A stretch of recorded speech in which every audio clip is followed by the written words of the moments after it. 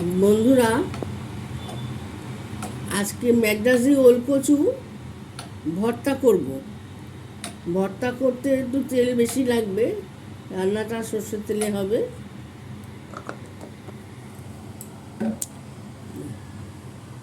এই যে ম্যাকডাসি ওলটা এই যে সিদ্ধ করে নিয়েছি।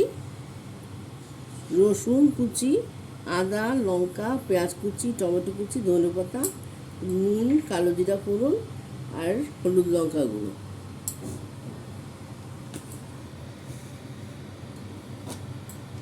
কালো জিরা ফোড়ন দিয়ে দিলাম।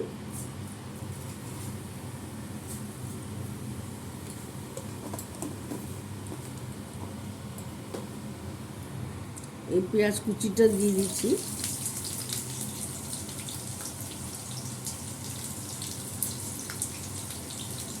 টমেটো দিয়ে দিলাম। এগুলি সব ভালো করে কষাতে হবে। ভাজা হলে নুনটা দিয়ে দিই, মরে যাবে তাড়াতাড়ি। আদা, লঙ্কা, রসুন এগুলো সব দিয়ে দিচ্ছি।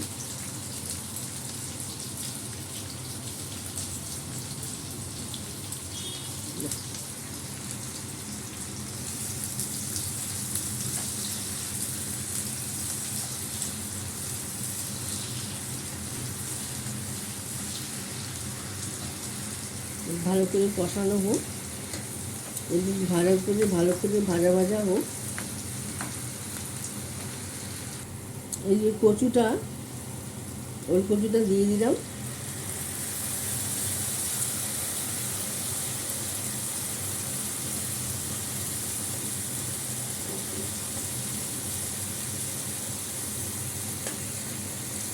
তারপরে এটা আস্তে আস্তে জলটা শুকিয়ে গেলে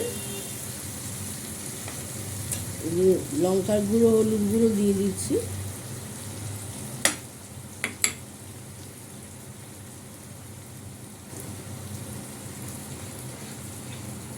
একটু চিনি দিয়ে দিচ্ছি,